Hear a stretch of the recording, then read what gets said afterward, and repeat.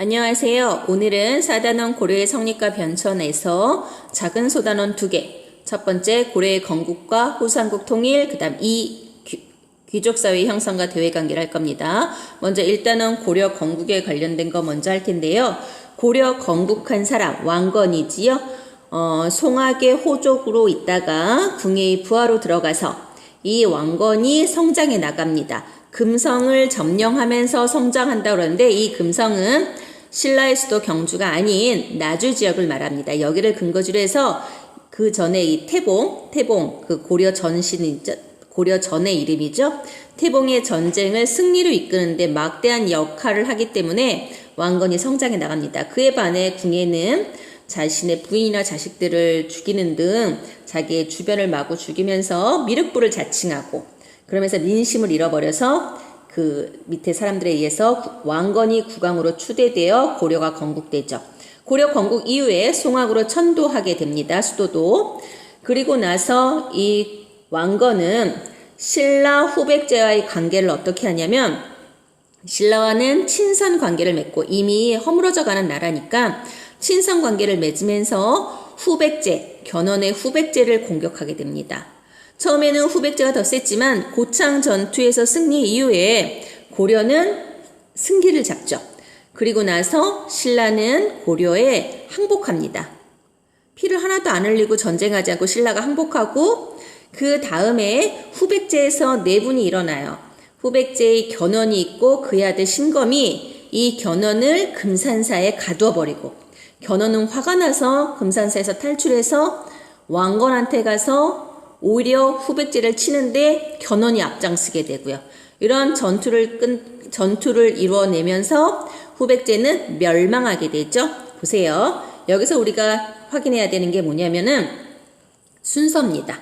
우선 순서 고려를 건국했고 고려 건국 먼저 그 다음에 수도 천도 그리고 나서 고창 전투 신라 항복, 후백제 멸망 이렇게 이어지는 거 그리고 고려에서 왕건이 고려를 건국한 이후에 신라와는 친선을 맺었고 신라와는 친선 관계였으며 후백제를 공격했다라는 거 이 페이지에서 확인하시면 되고요. 다음에 이제 태조 왕건의 정책입니다. 태조 왕건은 북진 정책 우선은 고구려 계승을 자처하죠. 그래서 고구려의 수도였던 서경을 중시합니다. 물론 수도는 송악이지만 서경, 평양을 제2의 수도라고 해서 중요시하고요. 민족통합정책 신라와 발해의 유민을 포섭하는 것뿐만 아니라 거란에서 망하게 되는 발해의 유민까지도 민족으로 받아들입니다. 그 다음에 호족 포섭정책. 고려는 호족들에 의해서 건국된 나라입니다. 처음에 그 많은 호족들 사이에서 왕건이 자리 잡기 위해서 그 호족들과 결혼을 다 해서 다 친인척으로 연결시키죠. 부인이 29명이었다고 합니다. 이러면서 혼인정책, 왕시성 부여. 많은 힘센 장군들한테 너도 내 동생이다 하면서 왕시성을 주죠. 사성정책이라고도 하는 거예요. 그리고 호족들한테 관직과 토지를 지급하면서 자기 편으로 포섭해 나갑니다. 그리고 민생 안정으로 세금 절감, 빈민구제.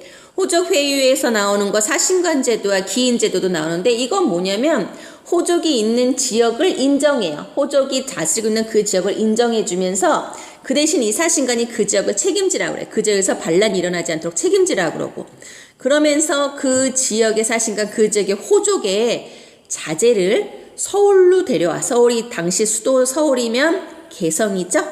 송악 지역으로 데려와서 송악에서 공부를 시켜주고 그래요. 말이 좋아 공부시켜주는 게 기인제도 말하는 건데요. 말이 좋아 공부지 자식을 서울에 보내고 거기서 반란을 일으키면 자식이 볼모로 잡혀있는 것 같잖아요.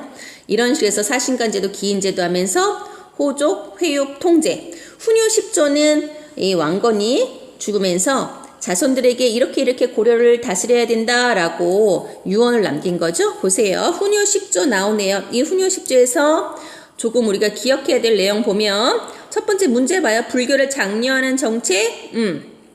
고려는 불교 국가예요. 그래서 1조 불교의 힘으로 나라를 세웠다. 첫 번째. 그리고 6조에 보면은 연등회와 팔간의 불교 행사. 이거 1번에 대한 거고. 그리고 1조, 6조 말하는 거고 북진정체, 북진정체 이거 서경을 중시한다. 평양을 중시한다. 이렇게 돼서 훈요 10조 있었고 이건 잠깐 훑어보면 되고요. 고려는 이렇게 왕건에 의해서 통일이 되고 처음 나라를 잡아가요. 그런데 고려는 호족들이 만든 국가야. 심지어 왕건은 이 많은 호족들을 어찌할지 몰라서 결혼을 너무 많이 해가지고 줄줄이 호족들을 외척으로까지 삼았어. 외척 호족에 의해서 초기 왕건은 대단히 약합니다. 왕건이야 통일했으니까 그나마 괜찮지만 왕건 아래 해종 정종 때 너무나 왕권 약화, 외척들에 의해서 왕권 약화를 겪다가 광종이 왕이 되면서 왕권을 안정시켜 나갑니다. 광종의 왕권 안정 정책 2개 기억하셔야 돼요. 노비 안건법은 호족의 노비를 해방시키는 거야. 호족의 인적인 자원을 해방시켜주니까 호족이 약해지는 거고, 과거제는 이전의 호족 외척들을 그냥 관리로 선발하던 거에서 능력에 따라 관리 선발, 이제는 네가 외척이기 때문이 아니라 똑똑한 애 뽑을 거야. 한마디로 호족들 입장에서는 이 2가지가 굉장히 불만이죠. 이 불만을 갖게 되는 호족이나 공신 외척들은 제거하게 되는 거죠. 광종은 왕권 안정을 이렇게 해요. 광종의 왕권 안정을 근간으로 밑바탕으로 해서 성종이 바로 체제 정비를 하게 됩니다. 체제 정비를 보면은 성종 최승로의 시무 28초를 근간으로 사상적으로 배경으로 해서 한다고 나누는데 이거 보세요. 성종은 체제, 광종은 왕권. 최승로 시무 28조 조금 이따 볼 거고요. 이 28조는 유교를 통치 이념으로 삼고 체제를 강화시킨다. 원래 고려는 불교 국가잖아. 근데 불교는 정신적인 종교 활동이고 유교라는 걸 가지고 하겠다. 통치를 하겠다. 유교의 충효를 받아들이겠다라는 게 성종이며 이 성종에 의해서 모든 게 다 정리가 돼요. 시무 28조입니다. 여기서 우리가 체크할 만한 좀 중요한 내용 보면 수령을 파견하십시오. 왕이 지방을 직접 다스릴 수 있는 지방관 파견, 중앙집권 체제를 말하는 거고요. 연등회와 팔관회를 줄이소서, 한마디로 불교 행사를 줄이자. 그리고 다음에 불교를 믿는 것은 자신을 수양하는 근본이며 종교 활동이며 개인적인 유교야말로 나라를 다스리는 근원입니다. 통치 이념입니다. 이렇게 나오는 겁니다. 다음에 이제 이 구체적인 통치 제도, 중앙정치 제도를 하겠습니다. 이 중앙정치 제도 이런 거의 대부분은 성종 때 완성되게 됩니다. 이런 거 다 성종 때 주로 이루어지게 되는 건데요. 지난번에 발해할 때 잠깐 나왔는데 당나라의 삼성육부 체제가 굉장히 많은 영향을 끼칩니다. 발해도 삼성육부의 영향을 받았고 이건 고려 조선에까지도 영향을 미칩니다. 발해에서 영향을 받았던 거 지난 시간에 했던 것을 여러분 기억할 거, 발해는 삼성육부의 당나라의 영향을 받았으나 발해만의 독창적인 성격이 있었다. 그게 뭐냐면 삼성 중에서 정당성을 중시했고 육부의 이름이 당나라와 달랐다. 유교적인 이름이었다라는 거 2개만 기억을 하면 되고, 고려는 조금 더 많아요.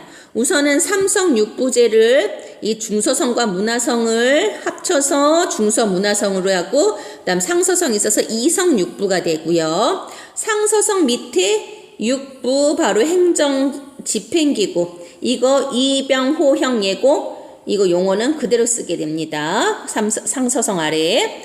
그 다음에 중추원, 군사기밀, 왕명전달, 한마디로 왕과 연결되는 왕권 강화기구 중추원 나오고, 어사대, 관리, 비리, 감찰. 오늘날 감사원 같은 거죠. 어느 관리가 비리를 저지르나. 3사, 재정의 출납 회계인데요. 이 3사는 조선시대도 나올 거예요. 그런데 조선의 3사와 고려의 3사는 달라요. 완전히. 그러니까 우선은 헷갈리니까 고려의 3사 재정 회계다라는 것만 기억을 하세요. 나중에 조선 나오면 또 비교해 줄게요. 도병마사 식목도감, 이거는 회의기구예요. 회의기구. 더 중요한 회의기구는 도병마사가 더 중요한 회의기구고, 따라서 주로 중서문화성과 중추원의 고위관리가 모였다. 한마디로 최고의 회의기구였다라는 거 확인하시면 되고요. 이제 지방제도입니다. 전국을 왕이 다스립니다. 보세요. 맨 가운데 수도 송악이 있어요. 그리고 이 수도 근처를 경기 지역이라고 얘기를 해요.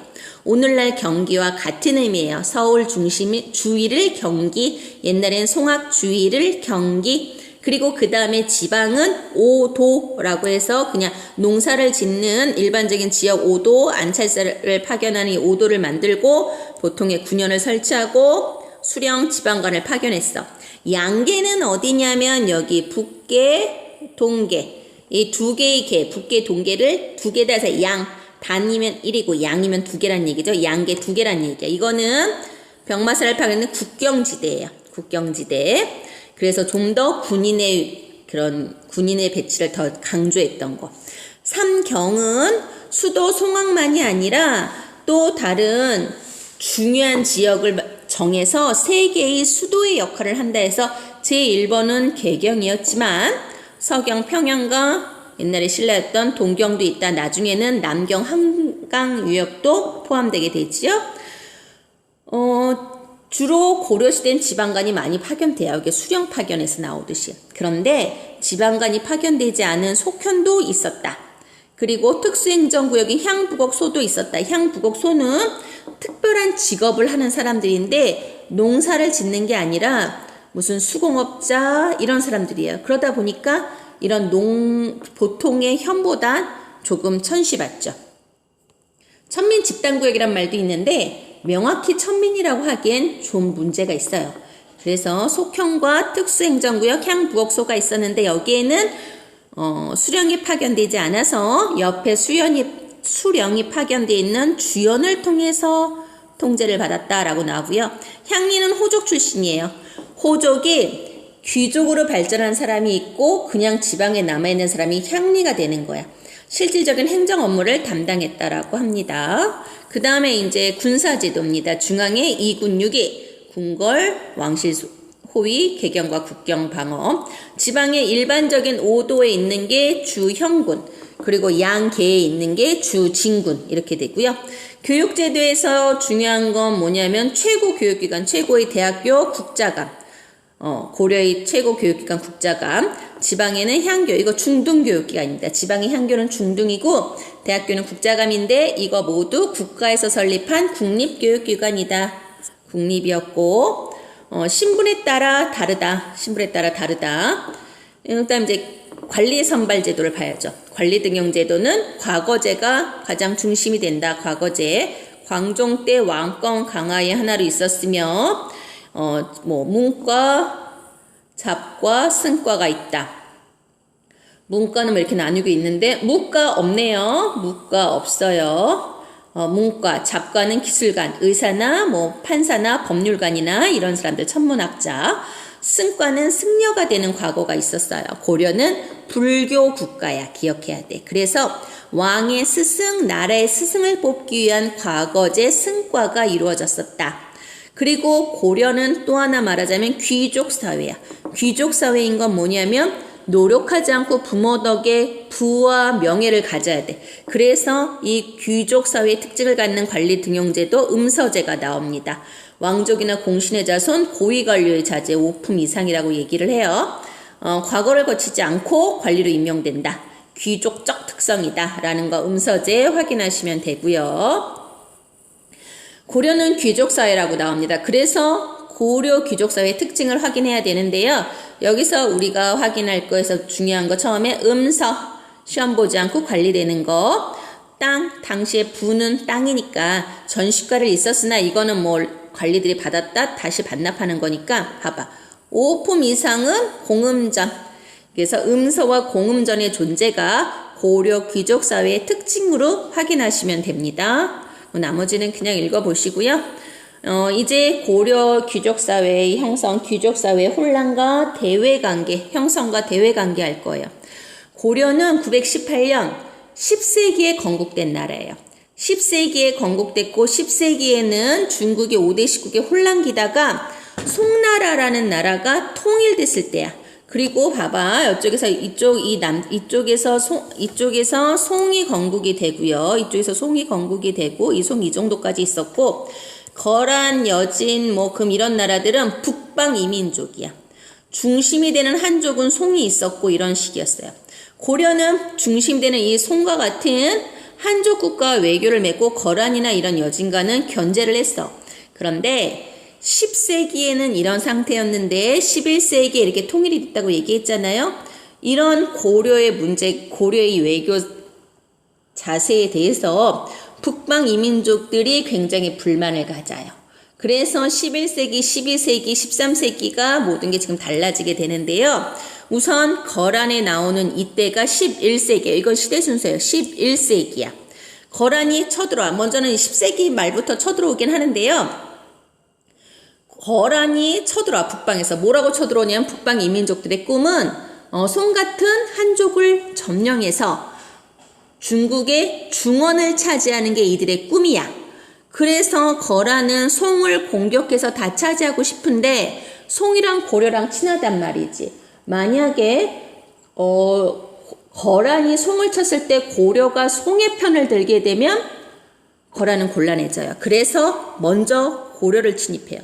이때 서희라는 사람의 담판, 서희의 외교 담판으로 강동 육주도 확보한다. 서희라는 사람은 문신이야, 군인이 아니야. 이 사람이 외교적으로 가서 우리가 거란 니네랑 사이가 나쁘고 너네가 싫어서 그런 게 아니라 너네랑 가는 길, 여기가 거란이 있으면 거기 가는 길에 이 땅이 원래 거란 거였거든. 이 강동 육주가 우리 땅이 아니라 이게 힘들어. 일로 가려면 우리가 불편해. 이 강동 육주가 우리 땅이면 우리 사신들이 쭉쭉 잘 다닐 텐데. 그래서 너네랑 더 친할 수 있는데. 송은 솔직히 바다만 건너면 돼서 송이라 움직이기 편해서 그래. 그래가지고 서희의 담판에서 이쪽에 강동 육주입니다. 이 지역을 차지하게 되고 그리고 거란은 돌아가요. 그런데 이 거란이 돌아간 다음에 고려는 거란과 다시 침선을 하지도 않을 뿐더러 송과 계속 친하게 유지해요. 그래서 2차 쳐들어오고 3차 침입해요. 3차 쳐들어왔을 때 이 귀주에서 강감찬에 의해서 승리합니다. 귀주 대첩입니다. 그러고 나서 이런 거란이나 이런 나라를 막기 위해서, 이런 북방 이민족을 막기 위해서 천리장성을 축조해요.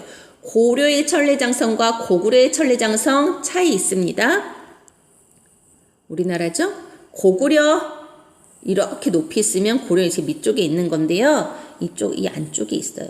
근데 이 똑같은 이름은 천리장성이지만 고려에도 있었고 고구려에도 있었다라는 거를 확인을 좀 하시면 돼요.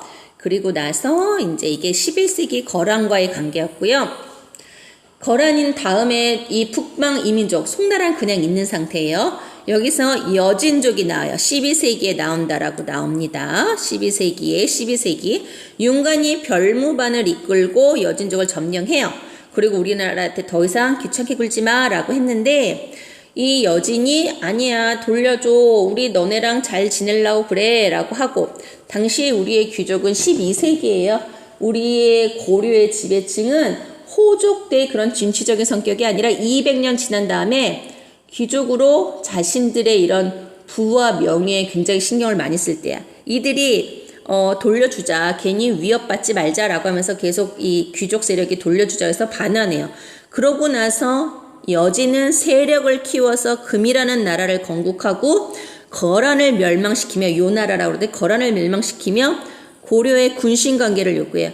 고려야 너 여진을 임금의 나라로 모셔 니네가 신하하고, 이런 굴욕적인 요구에 이자겸 등의 집권층은 굴복합니다. 군신관계를 체결해요.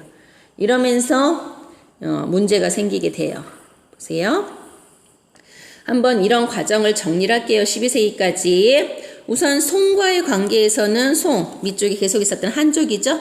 문물 수용하고 송은 고려를 통해 이민족을 견제했다. 이렇게 됐어. 거란 여진, 서로 교류는 했으나 싸우기도 하고 북방 이민족은 이랬다 저랬다. 아라비아 상인 중앙아시아 지역이죠. 우리가 코리아라는 이름으로 서방세계에 알린다. 병난도 고려시대의 항구입니다. 항상 제1항구는 수도 근처예요. 개경 근처에 있는 게 병난도이며 중국, 일본, 아라비아 상인들까지 왕래하는 국제무역항이다. 확인하시면 되고요. 보세요. 여기서 병난도 지역 한번 확인할게요. 병난도 여기 개경 위에 있는 병난도입니다.